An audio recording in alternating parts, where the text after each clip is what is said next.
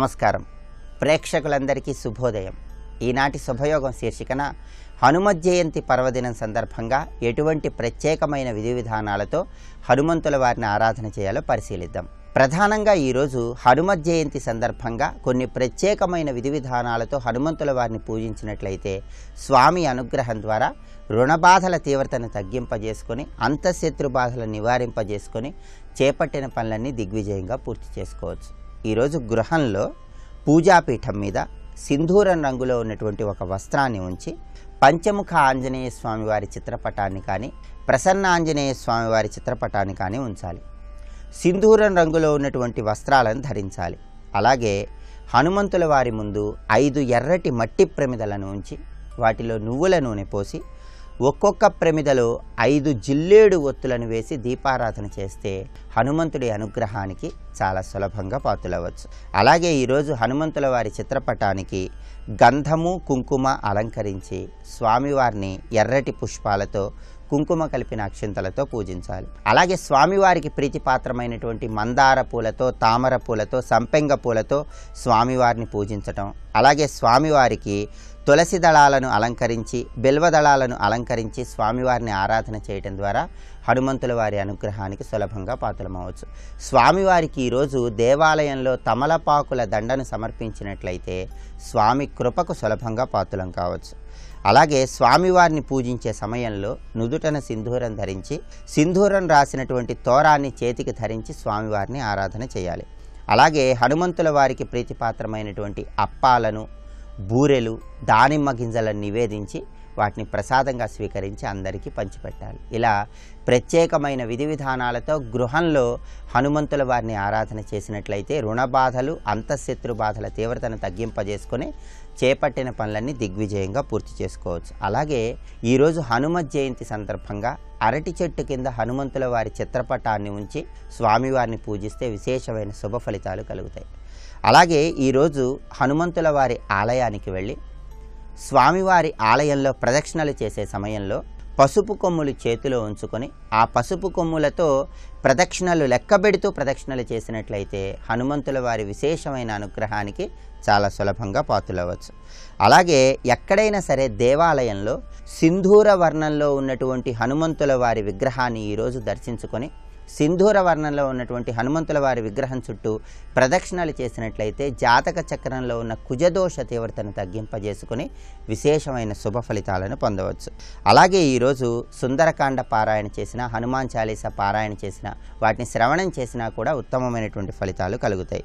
హనుమత్ జయంతి సందర్భంగా అంతఃశత్రు బాధలు నివారింపజేసుకోవటానికి స్వామివారిని మందార పూలతో, ఉద్యోగ ప్రాప్తి కోసం సంపెంగ పూలతో, ధనప్రాప్తి కోసం తామర పూలతో స్వామివారిని పూజించినట్లయితే విశేషమైనటువంటి సత్ఫలితాలు కలుగుతాయి. ప్రత్యేకమైన విధి విధానాలతో హనుమంతుల వారిని ఆరాధన చేయండి. ఈరోజు మొత్తం కూడా ఓం హం హనుమతే నమః అనేటటువంటి మంత్రాన్ని మనస్ఫూర్తిగా స్మరించుకోండి. హనుమంతుల వారి అనుగ్రహానికి పాత్రులై విశేషమైన శుభ ఫలితాలను సిద్ధింపజేసుకోండి. రేపటి శుభయోగం శీర్షికన వరూధిని ఏకాదశి సందర్భంగా ఎటువంటి విధి విధానాలను పాటించాలో, అలాగే సోమవారం సందర్భంగా ఈశ్వరుణ్ణి ఏ విధంగా ఆరాధిస్తే ఉత్తమమైనటువంటి ఫలితాలు కలుగుతాయో పరిశీలిద్దాం. నమస్కారం.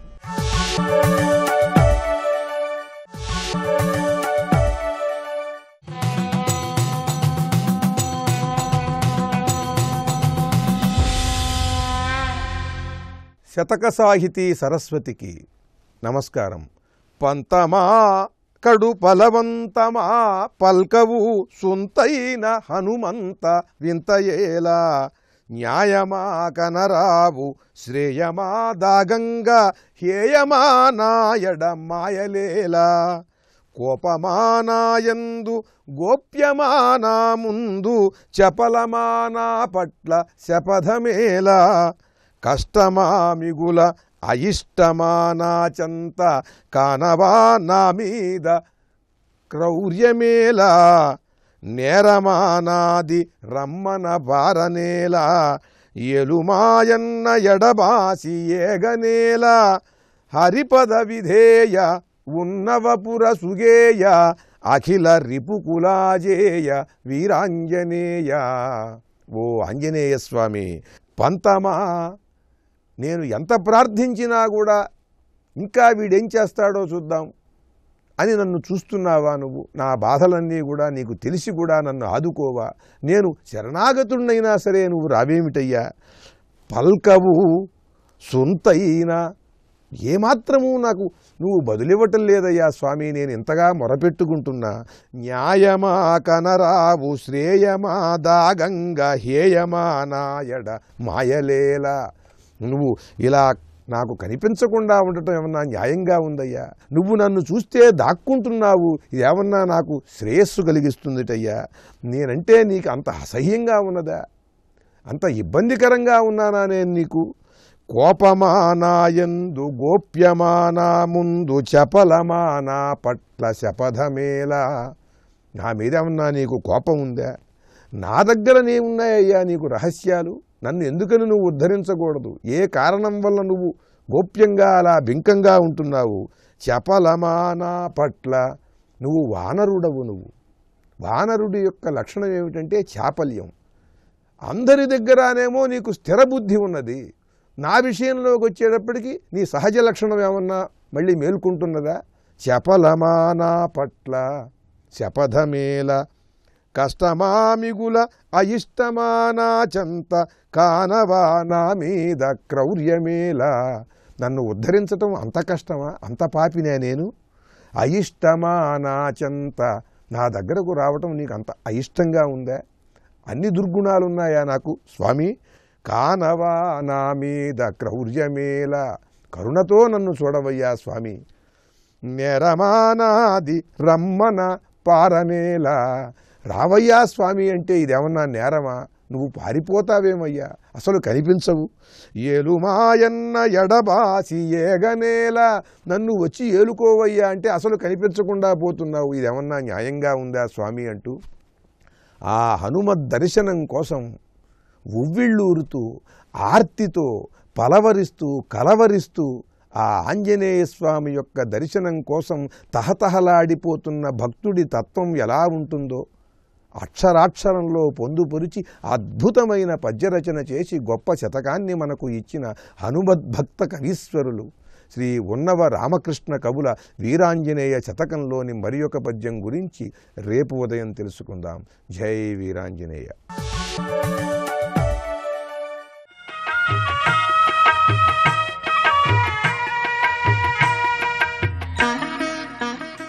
శ్రీ గణేశాయ నమః. శ్రీ సరస్వత్యై నమః. శ్రీపాదవల్లభ నరసింహ సరస్వతి. శ్రీ గురు దత్తాత్రేయాయ నమః. శ్రీ గణపతి సచ్చిదానంద సద్గురు పాదారవిందాభ్యాన్ నమో నమః. జయ గురుదత్త. ధర్మవీరో దానవీరో దయావీరస్తపోబలః ఖడ్గవీరాత్ శతగుణం బలిష్టాస్తే యథాక్రమం. ఇది ఒక విచిత్రమైన సూక్తి.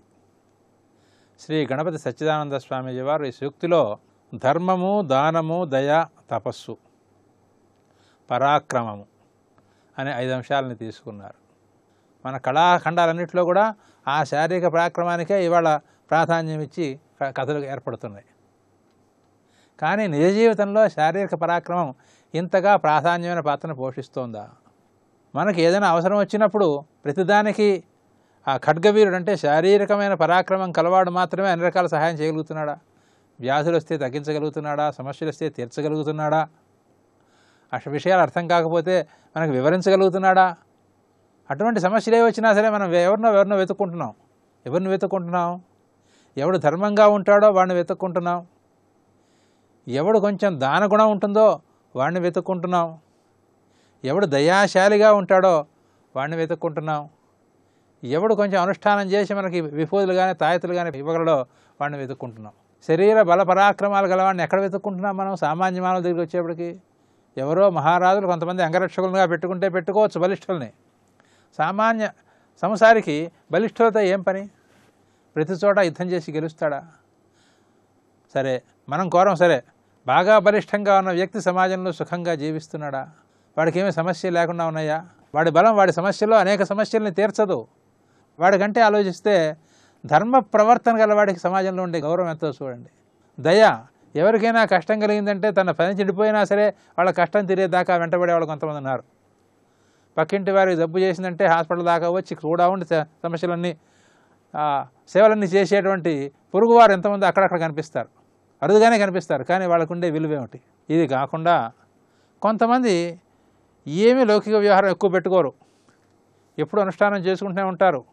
కొద్దిపాటి ఆర్థిక సంపద, ఆ కొద్దిపాటికి ఆర్థిక సంపదతోనే తృప్తిగా జీవనం చేస్తూ వచ్చిన వాళ్ళందరికీ తీర్థం ఇస్తూ ఉంటారు, విభూతులు ఇస్తూ ఉంటారు, వాళ్ళ కష్టాలు విని వాళ్ళకి మంచి సలహాలు చెబుతూ ఉంటారు. తన తపో మహిమ చేత వాళ్ళ కష్టాలను పోగొడుతూ ఉంటారు. అలా పోగొట్టడం వల్ల ఒక్కోసారి అవతల వాళ్ళ వ్యాధులు వీళ్ళకి తెచ్చేసుకుంటూ ఉంటారు, వీళ్ళ మీదకి వచ్చేస్తూ ఉంటాయి, అయినా సరే సంతోషంగా భరిస్తూ ఉంటారు. వీళ్ళకు ఉండే గౌరవం ఎటువంటిది! ఒకదానికంటే ఒకటి మెట్లు చెబుతున్నారు. ధర్మవీర, దానవీర, దయావీర, తపోవీర.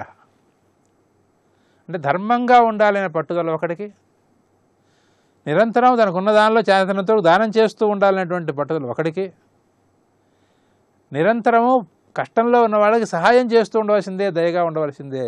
అవతల వాడు మంచివాడా చెడ్డవాడా అనేది పెద్ద ప్రశ్న కాదు వాళ్ళకి. అక్కడక్కడ కనిపిస్తారు మనకి. కష్టం వాళ్ళు పడుతున్నారంటే, వాళ్ళు ఇబ్బంది పడుతున్నారంటే వీళ్ళు వచ్చి ఆదుకుంటారు.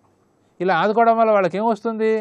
వాళ్ళకి వచ్చే రాబడి తగ్గుతుంది తప్పితే వాళ్ళకి పెద్ద కీర్తి రాదు, మరొకటి లేదు. కానీ ఇతరులకు సహాయం చేయడంలోనే వాళ్ళు సంతోషం పొందుతూ ఉంటారు. అలాగే నిరంతరం తపస్సులో ఉంటూ ఆ తపస్సును దానం చేస్తూ ఉంటారు కొంతమంది. కనుక వీళ్ళు ఒకళ్ళకంటే ఒకళ్ళు పుణ్యాత్ములుగా ఉంటారయ్యా. కేవలం బలిష్ఠత్వం వల్ల పుణ్యము రాదు, గౌరవం రాదు. కనుక శారీరక బలిష్ఠత్వాన్ని కాకుండా ధర్మం విషయంలో, దానం విషయంలో, ధనం విషయంలో, తపస్సు విషయంలో బలిష్ఠత్వాన్ని సంపాదించుకునేందుకు ప్రయత్నం చేయండి అని మనకు సందేశం ఇస్తున్నారు స్వామీజీ. ఆ సందేశాన్ని మన జీవితంలో మనం జీర్ణించుకునేందుకు ప్రయత్నం చేద్దాం. జయ గురుదత్త.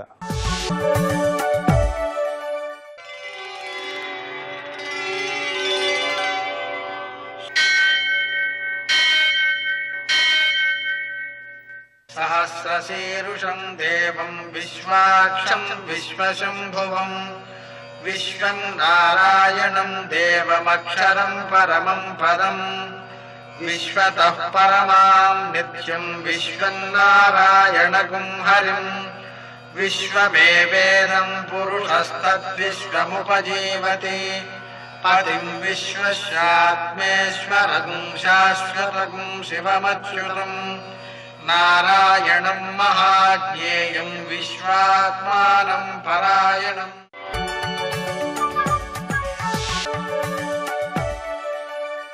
సూర్యశౌర్యమథేందురింద్రపదవీ సన్మంగళం మంగళం. యఃకర్తా జగదాం భర్తా సంహర్తా మహసాం నిధి ప్రణమామిదమాదిత్యం బహిరంతస్తమోపహం. నేటి కాలమాన విశేషాలను గమనిద్దాం. స్వస్తి శ్రీ చాంద్రమాన హేమలంబనామ సంవత్సరం, ఉత్తరాయణం, వసంత ఋతువు, వైశాఖ మాసం, కృష్ణపక్షం, ఆదివారం. సూర్యోదయం 5:46, సూర్యాస్తమయం 6:39. తిథి దశమి సాయంకాలం 4:34 వరకు. నక్షత్రం పూర్వాభాద్ర ఉదయం 11:05 వరకు. వర్జం రాత్రి 8:17 నుంచి 9:49 వరకు. దుర్ముహూర్తం సాయంకాలం 4:56 నుంచి 5:47 వరకు. అమృతకాలం తెల్లవారుజామున 5:29 ప్రారంభం. రాహుకాలం ఆదివారం కాబట్టి సాయంకాలం 4:30 నుంచి 6 గంటల వరకు. అష్టకవర్గ రీత్యా శుభప్రదమైన సమయం ఉదయం 10 గంటలకి. నేటి విశేషం ఆదివారం, అలాగే హనుమత్ జయంతి. ఈరోజు రాత్రి మిథునాయనం అంటే సాయన మిథున రాశి ప్రవేశం. అది రాత్రి 2:01 జరుగుతోంది. రాత్రివేళ జరుగుతోంది కాబట్టి పుణ్యకాలం రేపటి రోజున ఉంటుంది.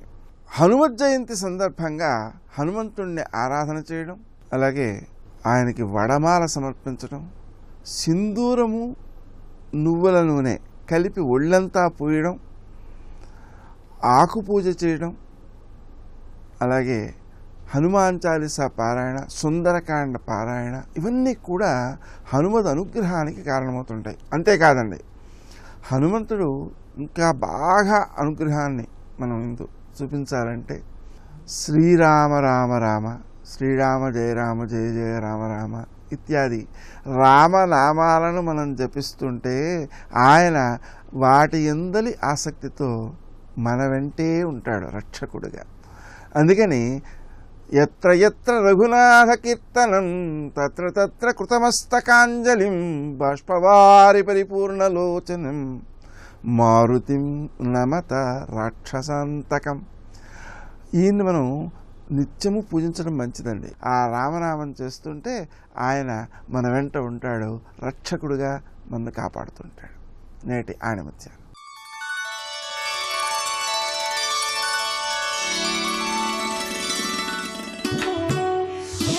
నిద్రకు ఆలోచనకు పడదు, ఒకటి ఉంటే మరొకటి రాదు. నీవు తినే ఏ ఆహారమైనా మరో ప్రాణి నుంచి వచ్చినదే అనే సత్యాన్ని గ్రహించిన నాడు అవసరాల్ని మించి తినలేవు.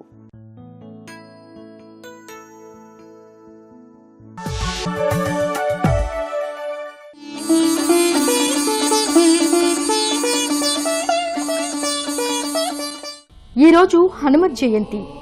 ఈ శుభ సందర్భాన్ని పురస్కరించుకుని కరీంనగర్ జిల్లా కొండగట్టులో కొలువైన శ్రీ ఆంజనేయ స్వామి వారి ఆలయాన్ని మీ ముందుకు తెస్తోంది మీ ఆరాధన. ఓం శ్రీ ఆంజనేయాయ నమః. శ్రీరామదూతం శిరసా నమామి అంటూ భక్తులందరూ సాగిలపడే దైవం ఆంజనేయ స్వామి. రుద్రాంశ సంభూతుడిగా, క్షిప్రప్రసాద మూర్తిగా అంటే కోరినంతనే వరాలు ప్రసాదించే ఆపన్న వరదుడిగా హనుమంతుడు సుప్రసిద్ధుడు. రామాయణ రత్నమాలకు కొలికి పూసగా మారుతి ప్రకాశించాడు. ఆ స్వామి ఆరాధన సర్వశుభకరం, సకల ఆనందకారకం. ఆంజనేయుడికి ఊరూరా ఆలయాలుంటాయి. అయితే ఆ ఆలయాలన్నింటిలో తలమానికమైన హనుమంతుని సన్నిధానాలు మన రాష్ట్రంలో ఎన్నో ఉన్నాయి. ఆ నేపథ్యంలోనిదే కరీంనగర్ జిల్లాలోని కొండగట్టు క్షేత్రం. కరీంనగర్ పట్టణానికి ఉత్తరాన 35 కిలోమీటర్ల దూరంలో జగిత్యాలకు వెళ్లే మార్గంలో మల్యాల మండలం ముత్యంపేట గ్రామ పంచాయతీ ఉంది. ఈ గ్రామ పరిధిలో కొండగట్టు ఆంజనేయ క్షేత్రం విరాజిల్లి ఉంది. ప్రాకృతిక రమణీయమైన ప్రదేశంలో ఉన్న కొండపై స్వామి స్వయం వ్యక్తమయ్యాడు. భక్తులు ఇక్కడి ప్రశాంత వాతావరణానికి ముగ్ధులవుతారు, భక్తి పారవస్యానికి లోనవుతారు. సువిశాలమైన ఆలయ ప్రాంగణంతో అలరారే ఈ మందిరం వైభవోపేతంగా ఆకట్టుకుంటుంది.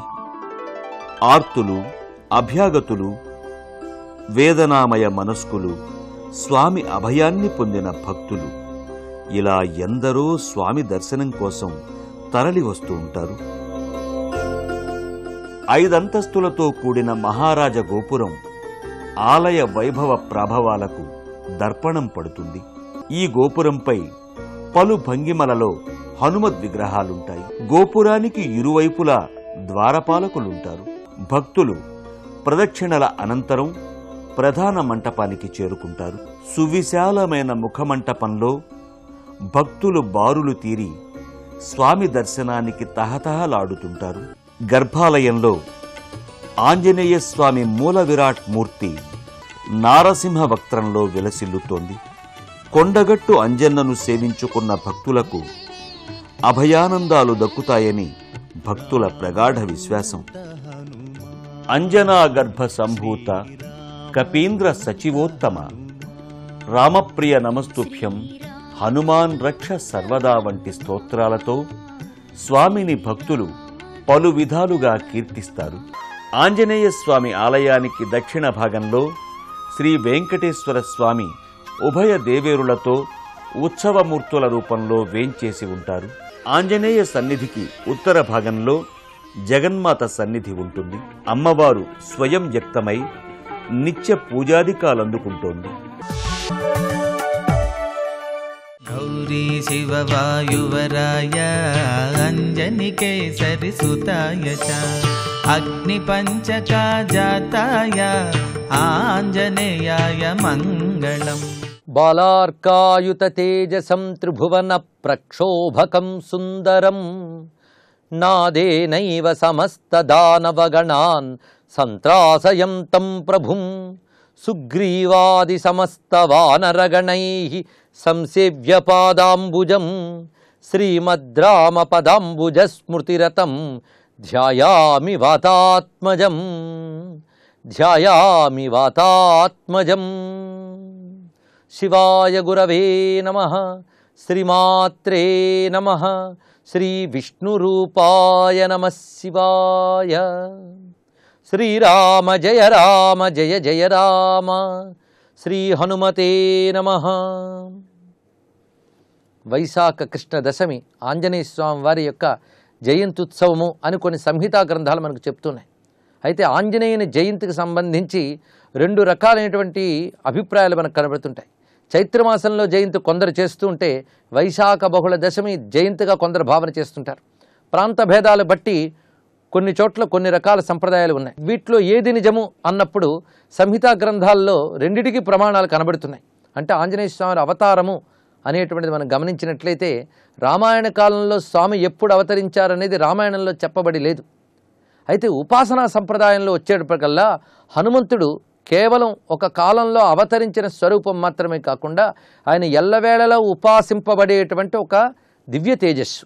ఆ తేజస్సు జగత్తును అనుగ్రహించడం కోసం వివిధ సమయాల్లో తనను తాను వ్యక్తం చేసుకుంటుంది. ఆ వ్యక్తం చేసుకున్నటువంటి తిథులు పుణ్యకాలాలు వీటికి అవతార కాలాలుగా చెప్పడం జరుగుతుంటుంది. అలాంటి భిన్న కాలముల్లో వచ్చినటువంటి హనుమత్ స్వరూపాలని భిన్నమైన జయంత్యుత్సవాలతో మనం చెప్పుకుంటున్నాం అని అన్వయించుకోవచ్చు. ఇక్కడ రామాయణంలో మనం పరిశీలించినట్లయితే ఆ రామాయణంలో పాత్రలన్నీ కూడా పరిపూర్ణములై ధర్మ ప్రబోధం కలిగించడానికి వచ్చినటువంటి దివ్య పాత్రలు కనిపిస్తాయి మనకి. అందున ముఖ్యంగా రామ, హనుమ, సీతమ్మ ఈ ముగ్గురు యొక్క స్వరూపములు కూడా సంపూర్ణమైన శక్తి స్వరూపాలు. అయితే ఈ మూడింటి ప్రాధాన్యంతో నడుస్తున్నదే రామాయణం. కథా ప్రకారంగా చూస్తే రాముడు ఒక పరిపూర్ణమైన మానవుడు, సీతమ్మ గొప్ప సాధ్వీమణి, హనుమంతుడు బుద్ధిమంతుడు, కార్యసిద్ధి కలిగించేవాడు. ఇది కథాపరంగా. అయితే వారు ముగ్గురు మంత్రాది దేవతలను మర్చిపోరాదు. మంత్రాది దేవతగానే మానవ రూపంలోకి వస్తే ప్రవర్తనంతా మానవ రూపంగానే కనిపిస్తూ ఉంటుంది, కానీ వారి యొక్క చేతలలో ఆ మంత్ర చైతన్యం పరిమళిస్తూ ఉంటుంది, ప్రకాశిస్తూ ఉంటుంది. అయితే ఈ మంత్ర చైతన్యం ఉపాసకులు మాత్రమే పట్టుకోగలరు. ఈ కథని సామాన్య దృష్టి గలవారు మాత్రం పట్టుకోగలరు. భగవంతుని అర్థం చేసుకునేది సామాన్య దృష్టి కాదు, ఉపాసన దృష్టి. తర్కాలకి సామాన్యమైన కథా సాహిత్య దృష్టికి భగవత్తత్వం అవగతం కాదు. జగత్తుని ఉద్ధరింపజేయడం కోసం దేవతలందరూ కూడా ముగ్గురిని ఉపాసన చేశారు. శక్తిని ఉపాసన చేస్తే ఆ శక్తి సీతాదేవిగా దిగివచ్చింది, నేరుగా దిగివచ్చింది ఆ తల్లి అయోనిజిగా.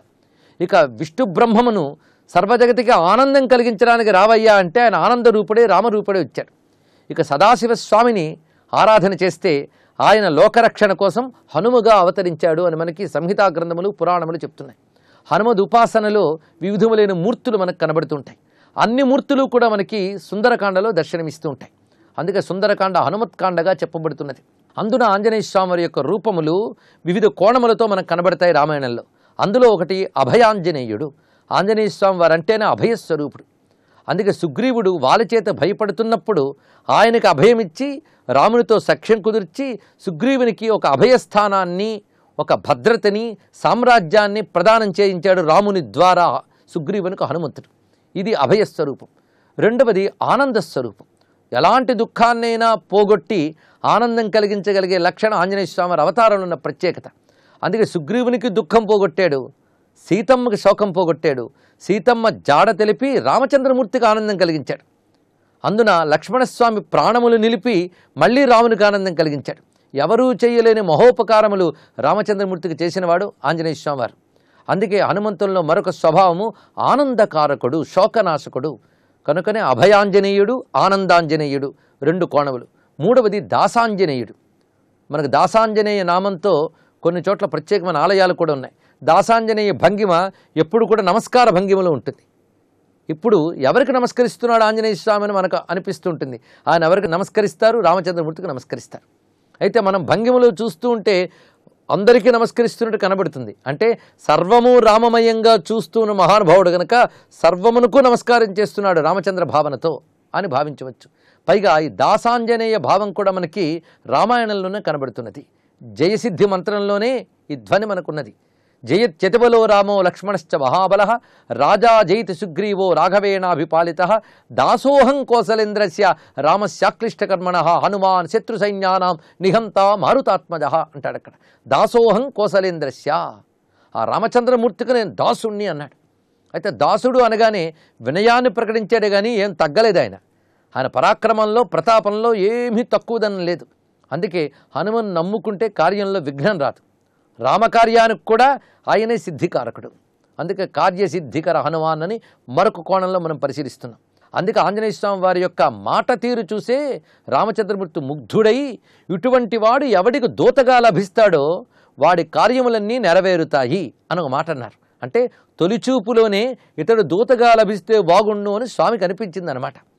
అది శ్రీరామదూతం శిరసా నమామి అనేటువంటి వాక్యంలో ఉన్న అద్భుతమైన భావం. అందుకే ఆ జ్ఞానాగ్నిస్వరూపుడు, యజ్ఞాగ్నిస్వరూపుడు, రుద్రో యయేషదగ్ని అని చెప్పినట్లుగా రుద్ర తేజస్వరూపుడైన ఆంజనేయ స్వామి వారు సర్వదేవతాత్మకుడు. అటువంటి ఆంజనేయ స్వామి వారికి శిరసా నమామి మనసా స్మరామి. సర్వం శ్రీ ఆంజనేయ చరణారవిందార్పణమస్తు. అదివో అల్లదివో శ్రీహరివాసము 10,000 శేషుల పడగలమయము. అదివో అల్లదివో శ్రీహరివాసము. లక్ష్మి కదిలింది, వెంకటేశ్వరుడు కదిలేడు. దాని వెనకాతల కలియుగంలో దాంపత్యమన్న మాటని సక్రమంగా అర్థం చేసుకో. భృగువు తన్నాడు, ఓర్పు పట్టాడు. ఓర్పు లేనిదే ఏదీ సాధించలేవు. శ్రీరామాయణంలో బాలకాండలో ఒక ఆఖ్యానం, పద్మావతి అమ్మవారికి తండ్రి కుశనాభుడు అని ఒక రాజు. ఆయన భార్య ఘృతాచి అప్సరస. ఘృతాచి యందు ఆయనకి 100 కన్యలు కలిగారు. 100 మహాందగత్తెలు. 100 వివిధ వాద్యములను వాయించుకుంటూ బయటికి వెళ్ళారు. వాయుదేవుడు చూసి మీ 100 నేను భర్తనవుతాను, నన్ను పొందండి అన్నాడు. వాళ్ళన్నారు, మేము నీకు భార్య నవము అని అనం, కానీ నువ్వు మమ్మల్ని అడగకూడదు అంటాం. ఎందుకో తెలుసా? అది రామాయణం అంటే, అది జాతి వారసత్వం అంటే. పితాహి ప్రభురస్మాకం పరమం దైవతం విసహ యస్యనో దాస్యతి పిత సనో భర్త భవిష్యతి ఎందావిడ. 100 కలిపి ఒకేసారి అన్నారు. కన్న తండ్రికి తెలుసు ఎవరి నల్లుడుగా తేవాలో, ఎవరికి ఇచ్చి కూతుర్ని పెళ్లి చెయ్యాలో. పితాహి ప్రభురస్మాకం పరమం దైవతం విసహ. మాకు తండ్రి దైవం మా నాన్నగారు. మా నాన్నగారిని వెళ్ళాడు, మా నాన్నగారు కన్యాదానం చేస్తే 100 భార్యలు అవుతాం అన్నారు. ఆయనకి కోపం వచ్చింది. వాయువు రూపం లేకుండా లోపల తిరుగుతాడు. తిరిగితే ఆయన ప్రవేశించకూడని రీతిలో ప్రవేశించి తిరిగితే వంకర్లు పొందాయి శరీరాలు. డేకుతూ వచ్చారు వాళ్ళు. అరే 100 అందగత్తెలు ఏమ్మా ఇలా పడిపోయారు, గూనివాళ్ళు అయిపోయి, ఏమైంది అన్నాడు తండ్రి. నాన్నగారు వాయువు శపించాడు మిమ్మల్ని అడగమన్నందుకు. అరే మరి మీకు తపోబలం ఉందే, మీరు చెయ్యని తప్పుకు వాయువు శపించాడే మిమ్మల్ని, మీరెందుకు శపించలేదు అన్నారు. అంటే వాళ్ళు అన్నారు, నాన్నగారు ఎవరో ఒకడు తప్పు చేశాడని తప్పు చేసిన వాడిని అలా శపిస్తూ వెళ్ళిపోతే లోకం ఎలా నిలబడుతుందని అడిగారు. తండ్రి తెల్లబోయి అన్నాడు మహానుభావుడు కుశనాభుడు, ఎంత గొప్ప మాట చెప్పారమ్మా. క్షమాదానం, క్షమాయజ్ఞం, క్షమా సత్యం విపుత్రికా, క్షమా ధర్మం, క్షమా యశ, క్షమయావిష్ఠితం జగత్. శ్రీరామాయణంలో అసలు ఈ శ్లోకాన్ని పిల్లలు నేర్చుకోవాలి, పిల్లలు తెలుసుకోవాలి. క్షమాదానం, ఏ దానం చెయ్యక్కర్లేదు, ఓర్పుగా ఉండగలగడమే దానం. క్షమాయజ్ఞం, ఓర్పుయే యజ్ఞం. క్షమా యశ, ఓర్పే కీర్తి. క్షమా ధర్మం, ఓర్పుయే ధర్మం. క్షమయావిష్ఠితం జగత్, ఓర్పు ఎందు ఈ లోకం నిలబడింది. ఓర్పు తప్పితే మహాతపశక్తి సంపన్నుడైన వాడు లయం చేస్తాడు. వాడు ఓర్పు పడుతున్నాడు కాబట్టి లోకాలు నడుస్తున్నాయి. అమ్మా ఓర్పుని మించింది లేదమ్మా అన్నారు. క్షమ నేర్చుకో, వినయంతో ప్రవర్తించడం, ఓర్పుతో ఉండడం నేర్చుకో జీవితంలో. ఈ సహనాన్ని లోకానికి నేర్పిన మొట్టమొదటి పాఠం వెంకటేశ్వరావతార ఆవిర్భావమునందు ఉన్నటువంటి మొదటి కదలిక. అందుకే భృగువుని అంత ఓర్పు పట్టారు ఆయన. అప్పుడు వెంటనే భృగువు మీద ఏదైనా ప్రతీకార చేష్ట చేస్తే అసలు వెంకటేశ్వర అవతారం రాదు. ఒకవేళ వచ్చినా ఓర్పు లేకుండా బయలుదేరిన అవతారం లోకానికి ఓర్పు ఏం నేర్పుతుంది? ఇది ఎత్తి చూపాడు ఆయన. ఓర్పు నేర్చుకోండ్రా, సహనం నేర్చుకోండ్రా నేర్పాడు మనకి. భార్యాస్థానం ఎంత గొప్పది నేర్పాడు మనకి. ఆయన వెళ్ళి వెంకటాచల క్షేత్రమునందు ఒక పుట్టలో కూర్చున్నాడు. అంటే మీరు బాగా గమనించాలి, కలియుగంలో ఉండేటటువంటి జనాన్ని ఉద్ధరించడానికి వచ్చినటువంటి వెంకటేశ్వరావతారం ఎవరికైనా దర్శనం ఇచ్చిందా? అప్పటి వరకు ఎవరికైనా కనపడ్డా? ఎవ్వరికీ కనపడలా. వస్తూనే వెళ్ళి పుట్టలో కూర్చుని తపస్సు చేసుకుంటున్నాడు. తపస్సు అంటే ఆయన ఎవరి కోసం చేస్తాడు?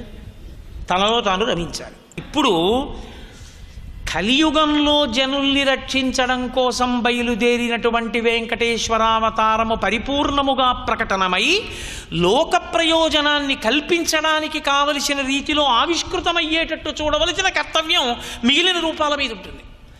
అందుకని బ్రహ్మాధేను శివో వత్స గోపాలీ కమలాలయ, లక్ష్మీదేవి ఆవుల్ని అమ్మేటటువంటి స్త్రీగా మారిపోయింది. బ్రహ్మగారు ఆవుగా మారాడు, శివుడు దూడగా మారాడు. తిన్నగా తీసుకొచ్చి చోళరాజుకు అమ్మారు. ఎందుకు చోళరాజుకే అమ్మాలి ఆవుని దూడని? ఊళ్ళో ఆవు దూడ కొనుక్కునే వాళ్ళు లేరేమిటి? అంటే చోళరాజుకే అమ్మడానికి కారణం ఏమిటంటే చోళరాజు నాగవంశమునకు చెందినవాడు. ఆయన పరిపాలన చేస్తున్న కాలంలో నెలకి 3 వానలు, ధర్మము శాస్త్రము పూర్తిగా నిలబడినటువంటి రోజులు.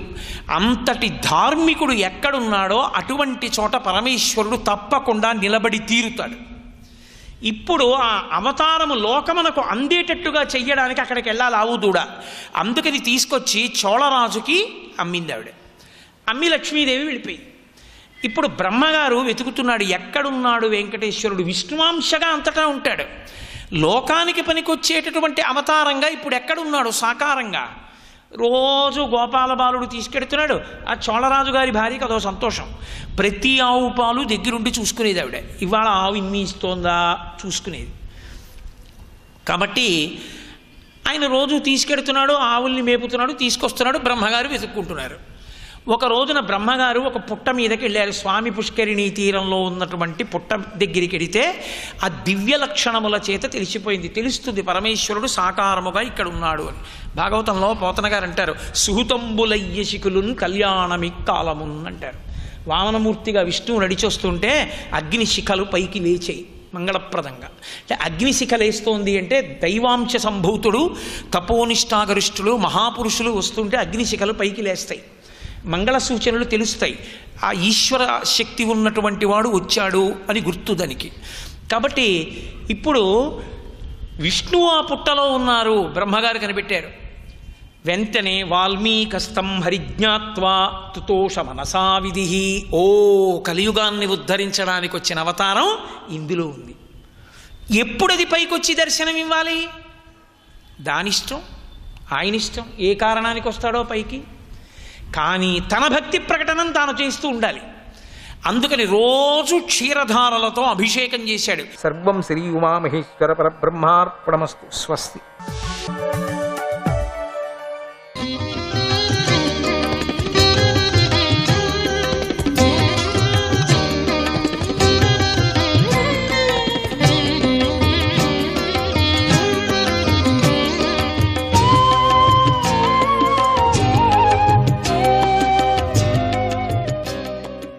నారాయణ.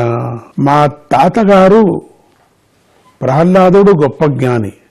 తనవారే అయిన దుష్టజనుల సంఘానికి భయపడే ఆ సత్పురుషుడు ఇలా నిశ్చయించుకున్నాడు, నువ్వు నా పక్షం వారైన రాక్షసులను సంహరించిన నేను నీ పాద పద్మాన్నే శరణు వేడతాను. ఎందుకంటే నీ పాదము నిత్యము సకల భయాల నుండి రక్షిస్తుంది.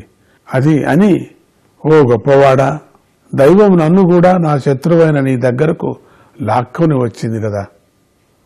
నువ్వు బలవంతంగా నా సంపదను విడిచిపెట్టేలా చేశావు. అది కూడా ఒక అందున మంచిదే అయింది నాకు. ఎందుకంటే సంపద వ్యక్తి యొక్క బుద్ధిని జడం చేస్తుంది కదా బుద్ధిని. అటువంటి జడబుద్ధి గలవాడు మృత్యువుకు వశమైన ఈ జీవితం అనిత్యమనే సత్యాన్ని గుర్తించడు. దగ్గరికి వెళుతున్నాడు మృత్యువుకు అనేది. అదే వచ్చింది విచిత్రం మనకు. ఇలా బలిచక్రవర్తి మాట్లాడుతూ ఉండగానే చంద్రుడు ఉదయించినట్లుగా పూర్ణచంద్రుడి వంటి ప్రహ్లాదుడు అక్కడికి వచ్చాడు. ఇంద్రుడి సైన్యం వంటి గొప్ప సైన్యాన్ని కలిగిన బలిచక్రవర్తి అక్కడకు వచ్చిన తాతగారైన ప్రహ్లాదుడిని చూశాడు. ఆ ప్రహ్లాదుడు పద్మం వంటి విశాలమైన కన్నులు కలిగి ఉన్నాడు. పొడవైన పచ్చని వస్త్రాలను ధరించి ఉన్నాడు. కాటుక వంటి రంగులతో ప్రకాశిస్తున్నాడు. పొడవైన చేతులతో సుందరంగా ఉన్నాడు.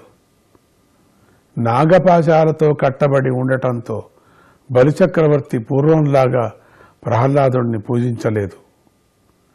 కేవలం తల వంచి నమస్కరించాడు. ఆయన కళ్ళు నీటిలో నిండి చంచలంగా ఉన్నాయి. ఆయన సిగ్గుతో తలదించుకుని ఉన్నాడు. గొప్ప జ్ఞాని అయిన ప్రహ్లాదుడు అక్కడ కూర్చొని ఉన్న వామన భగవానుణ్ణి చూశాడు. సత్పురుషుల రక్షకుడైన ఆ భగవంతుడిని సునందుడు, నందుడు, గరుక్మంతుడు మొదలైన అనుచరులు సేవిస్తున్నారు. ప్రహ్లాదుడు గగ్గురుపాటుతోనూ కన్నీటితోనూ కలత చెందుతూ తల వంచి ఆయన దగ్గరకు వెళ్లి నేలపై సాష్టాంగ నమస్కారం చేశాడు.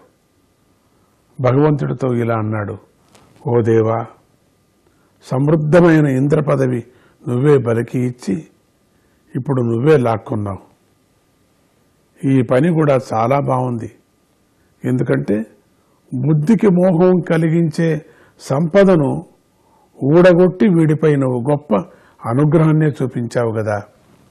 యయాహి విద్వానపి ముఖ్యతే యతః తత్కో విచష్టే గతిమాత్మనో యథా తస్మై నమస్తే జగదీశ్వరాయ వై నారాయణాఖిల లోక సాక్షిణే. ఓ నారాయణ, వివేక జ్ఞానము ఇంద్రియ నిగ్రహం కలవాడికి కూడా సంపద మోహాన్ని కలిగిస్తుంది.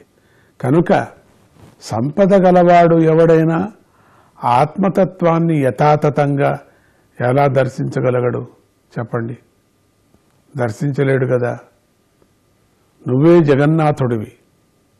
సకల ప్రాణుల్లోనూ సాక్షి రూపంగా ఉన్నది నువ్వే. నీకు మళ్ళీ మళ్ళీ నమస్కరిస్తున్నాను అని అన్నాడు ప్రహ్లాదుడు.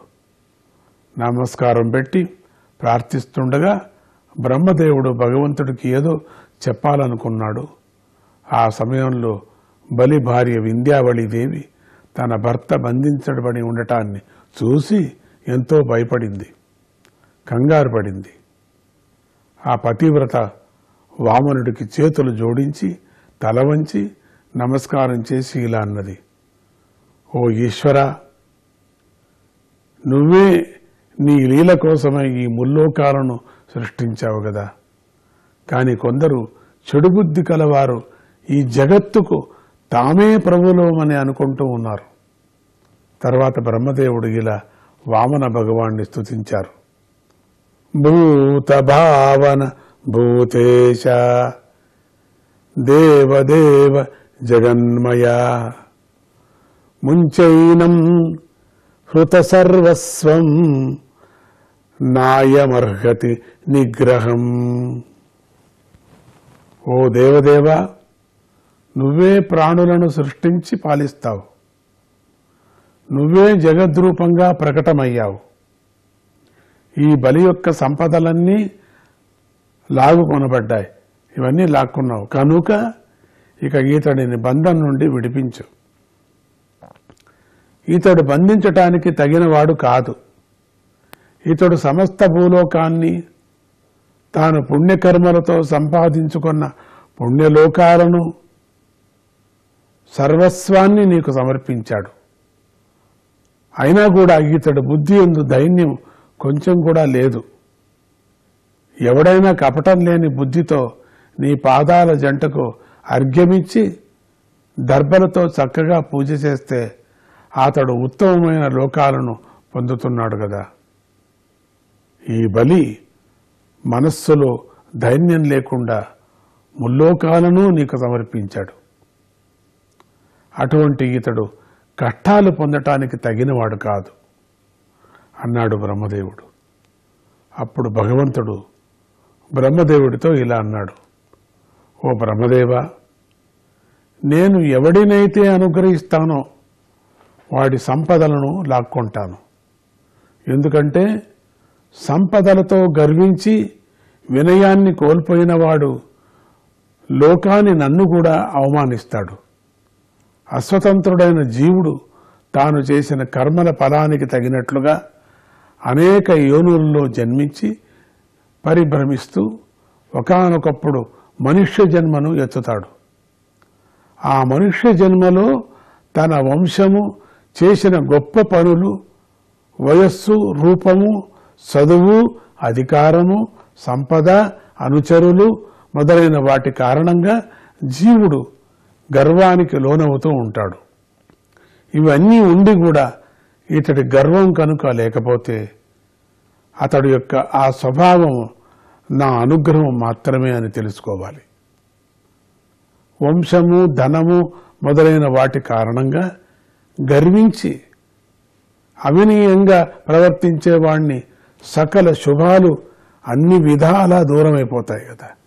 నా భక్తుడు అయిన వాడు ఖచ్చితంగా అలాంటి వ్యామోహాన్ని పొందడు. ఈ బలి దైత్య దానవులలో గొప్పవాడై కీర్తిని వృద్ధి చేశాడు. ఇతడు జయించటానికి సాధ్యం కాని మాయను జయించాడు. కనుకనే ఇతడు అంత ఆపదను పొందినప్పటికీ మోహితుడు కాలేదు. బలి సంపదను, అధికారాన్ని పోగొట్టుకొని మన చేత నిరాధారణకు గురి అయ్యాడు. శత్రువులమైన మన చేతిలో ఇతడు బందీ అయ్యాడు. ఇతని బంధువులు విడిచిపెట్టేశారు. ఇతడు తీవ్రమైన బాధకు గురి చేయబడ్డాడు. గురువైన శుక్రాచార్యుడు ఇతడిని బెదిరించి శపించారు. అయినా కూడా గొప్ప వ్రతనిష్ఠగల ఇతడు సత్యాన్ని విడిచిపెట్టలేదు. నేను కూడా కపట వచనాలతో అధర్మాన్ని ధర్మంగా చెప్పాను.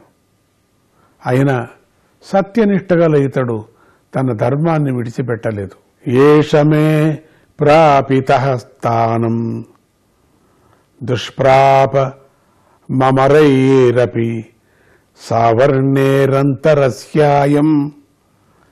భవితేంద్రో మదాశ్రయః. నేను ఇతడికి దేవతలు కూడా పొందలేని స్థానాన్ని ఇస్తున్నాను. నన్ను శరణు పొందిన ఇతడు సావర్ణీ మన్వంతరాలలో ఇంద్రుడవుతాడు. అంతవరకు ఇతడు విశ్వకర్మతో నిర్మించబడ సుతల లోకాలని ఉంది కదా, ఆ లోకానికి అధిపతిగా ఉంటాడు.